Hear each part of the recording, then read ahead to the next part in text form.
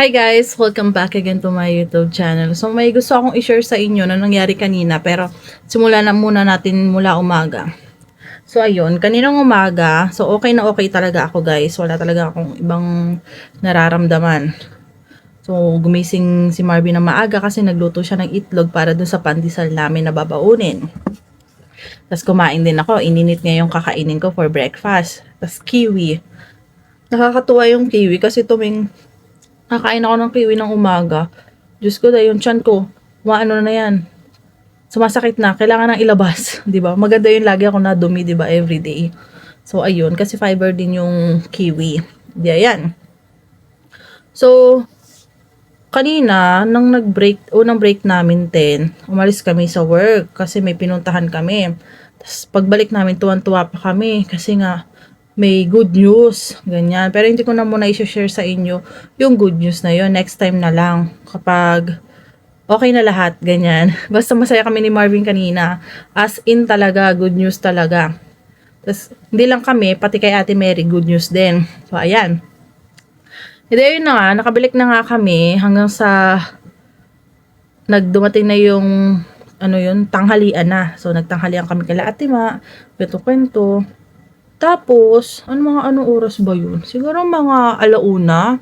Alauna, nag-uusap kami ni Ate Ma. Kasi nga, sinare ko sa kanya yung good news. Kung ano na yung mga next na gagawin namin. Ganyan-ganyan. So, ayun. Tapos, ang ganda ng usap namin ni Ate Ma. Guys, grabe. Talagang yung pakiramdam ko kanina, hindi ko maintindihan. Nung una, edi chill-chill lang. Nakaupo pa akong ganyan. Nag-uusap kami ni Ate Ma. Nakatapat ako sa kanya. Usap, chika, ganyan. Tapos sabi ko, parang may nararamdaman akong iba. Parang sumasakit. Nung una, parang kirot-kirot lang talaga siya, guys. Kirot-kirot lang. Tapos maya-maya, sabi ko, parang iba na. Iba na yung nararamdaman ko. Parang sumasakit na siya ng bonggang-bongga. Tapos maya-maya, hindi. Yung una, parang siyang humihilab yung tiyan ko. So parang umaano lang ako kanina. Exhale, mga ganyan. Tapos maya-maya umiba na itsura ko. Nag-uusap kami Ate Ma. Sabi ni Ate Ma, okay ka lang? Sabi ko, Ate Ma, parang may masakit eh. Sabi ko.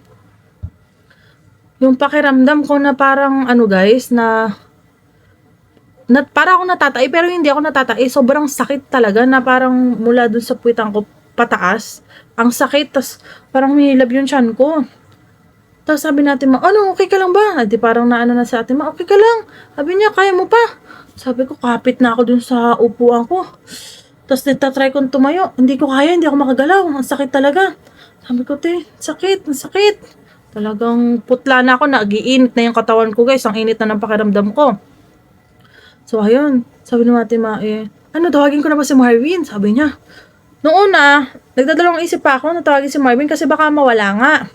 Mawala din naman, baka lang. Hindi nawawala, ang sakit talaga. Tapos si Ate Ma, madali na siya pagbaba, tinawag niya si Marvin.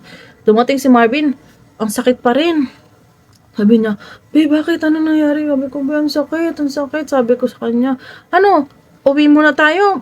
Punta tayo sa doktor. Sabi niya ganon. Sabi ko, kaya mong tumatayo? Sabi ko, wait lang, ang sakit talaga, ang sakit. Sabi ko, hindi ako makagalaw sa sakit.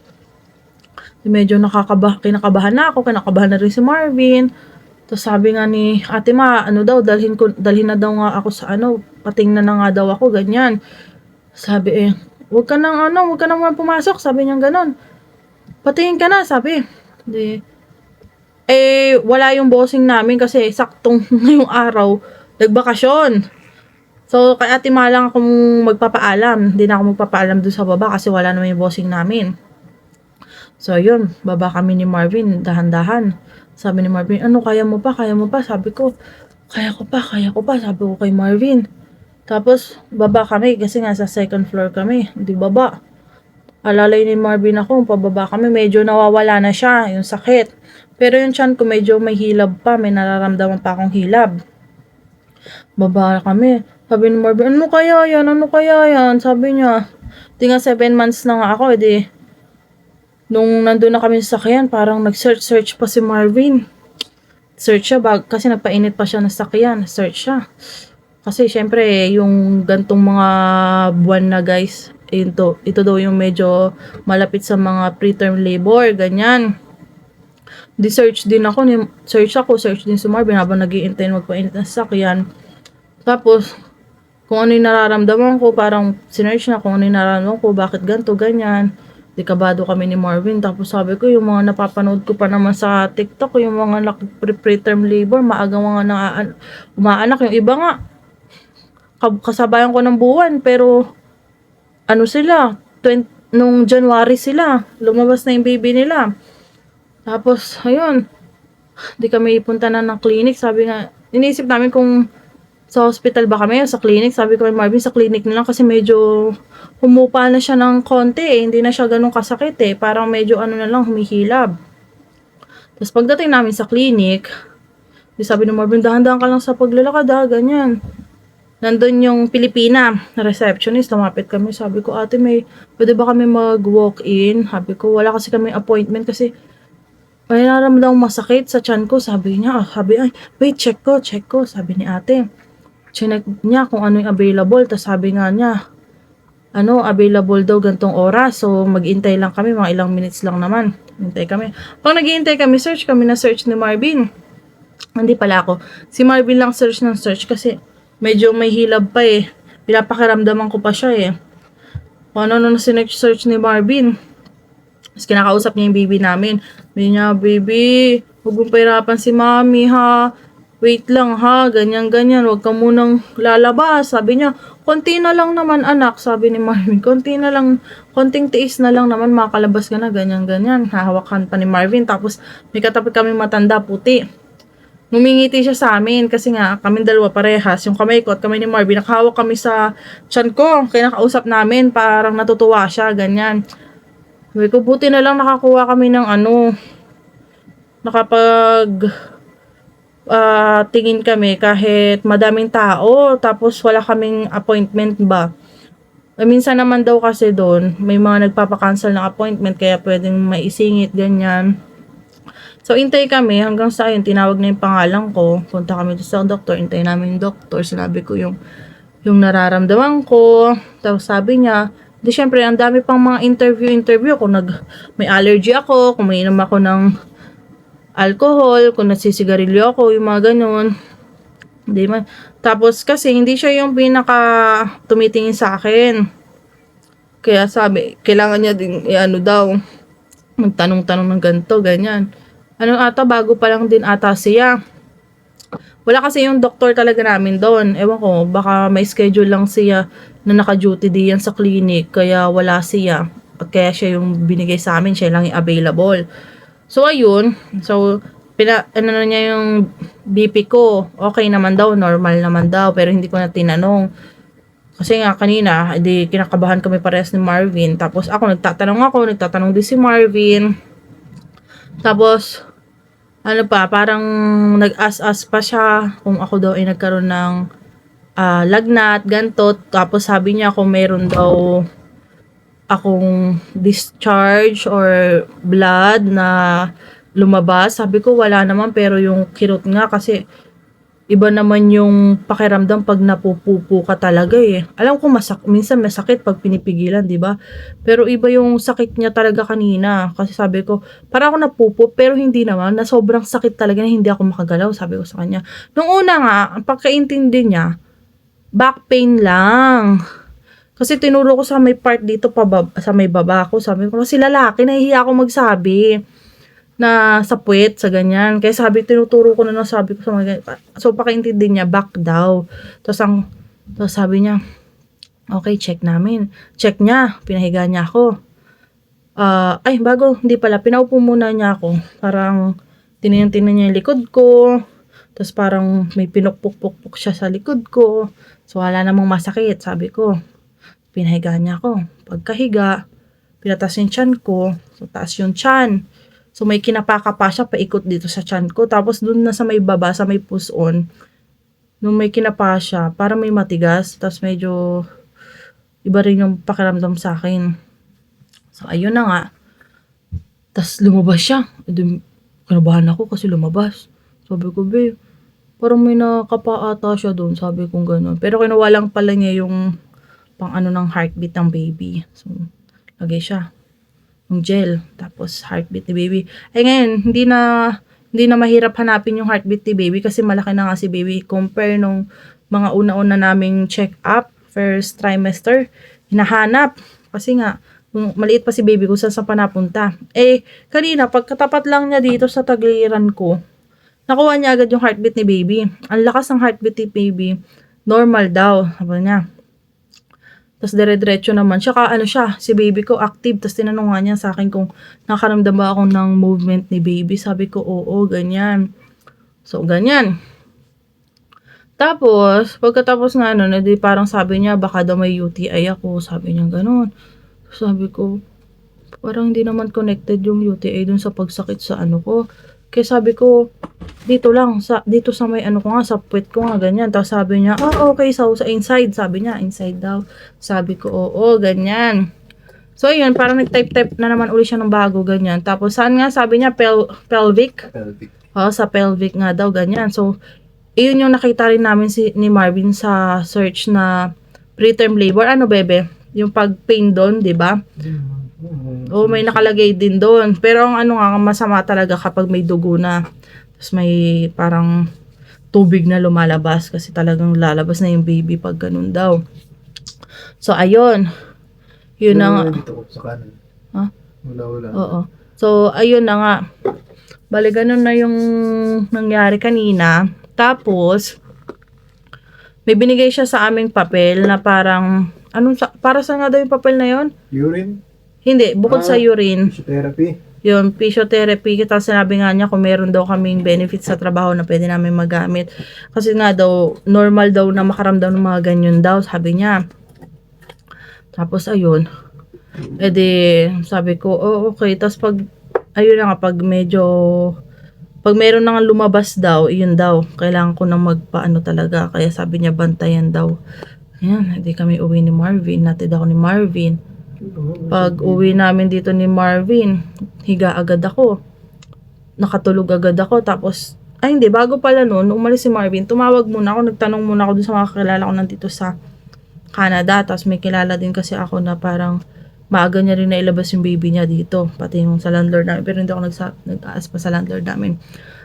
Tapos yun, tumawag sa Ate Jean, kinasabi nga niya na naka-experience siya ng gano'n na parang sobrang sakit daw na parang ano daw ba.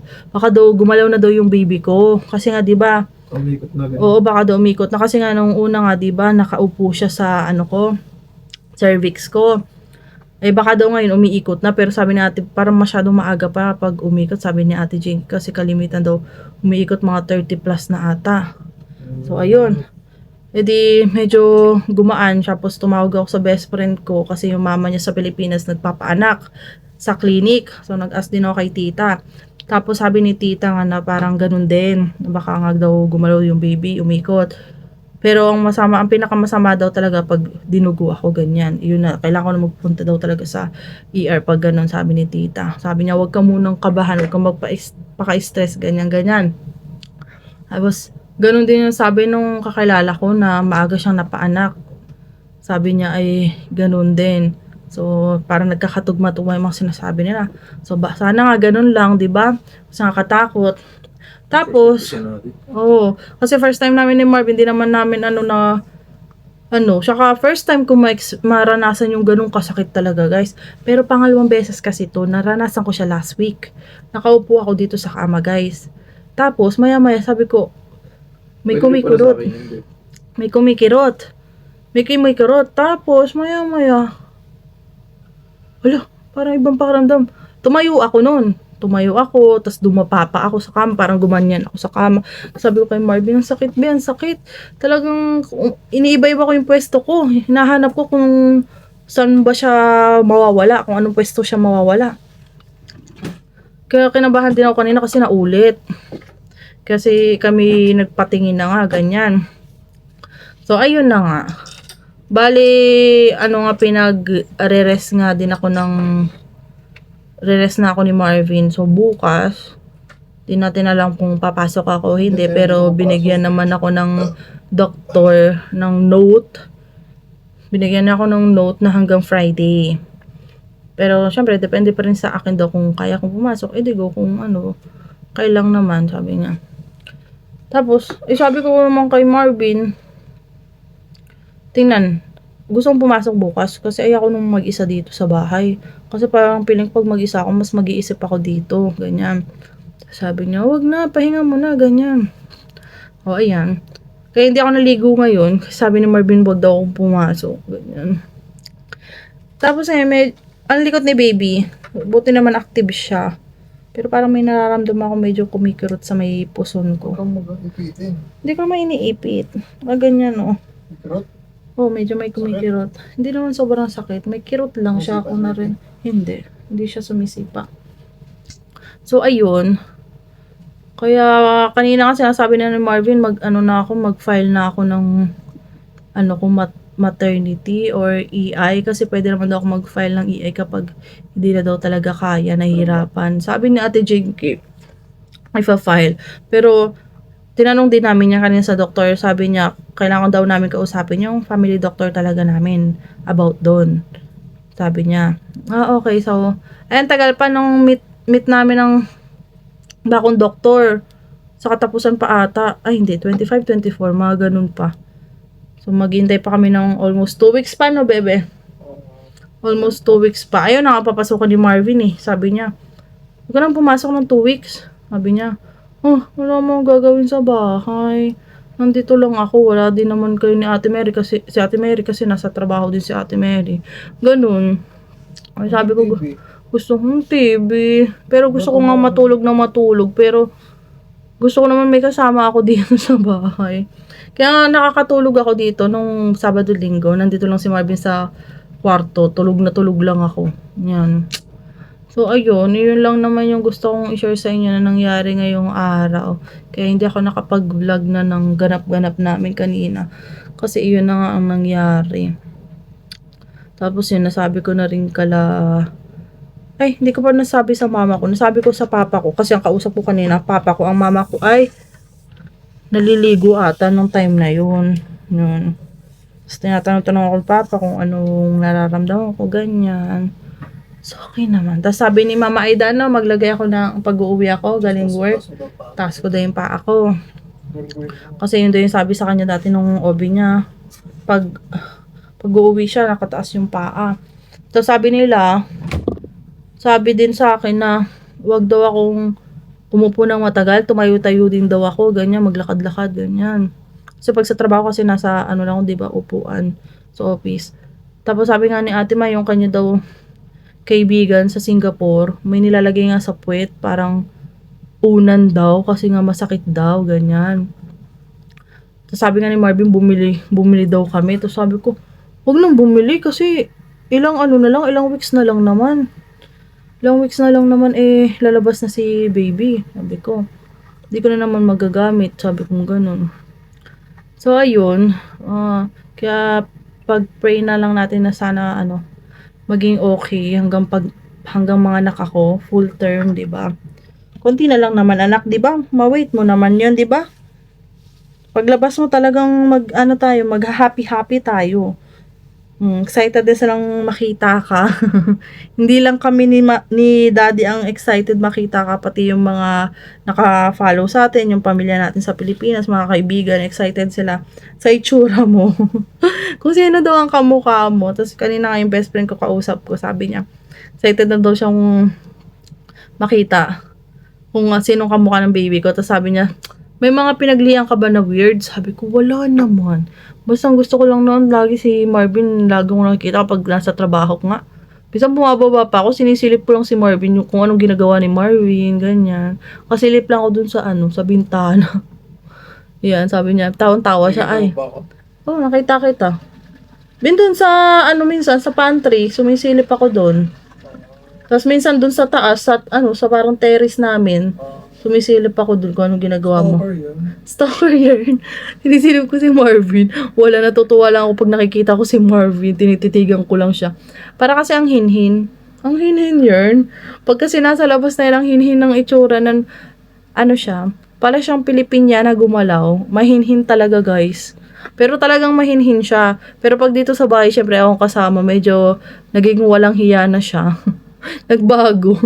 Nagbago nung tumagal na akong kasama. Nawala yung pagka mahinhin, pero pag nasa labas, medyo mahinhin pa rin siya, guys, gumalaw. Para siyang babae, ganon. Mas mahinhin yan, mas mahinhin si Marvin sa akin. So, ayun. Yun lang naman. Sabi niya, yun ang kaibigan ko, best friend ko. Dati pa naman kinakwento mo, sabi mo gusto mo makuha yung 2 dimple ni Marvin. Kasi nga, kaliwat kanan meron siya. Tapos yung kilay ni Marvin kasi makapal ang kilay. Tapos yung pilik, makapal ang pilik. Tapos yung kutis ni Marvin, maputi, ganyan. Sabi ni kaibigan ko ni Joyce, ay lahat na pala kay Marvin. Sabi niya, lahat na pala kay Marvin.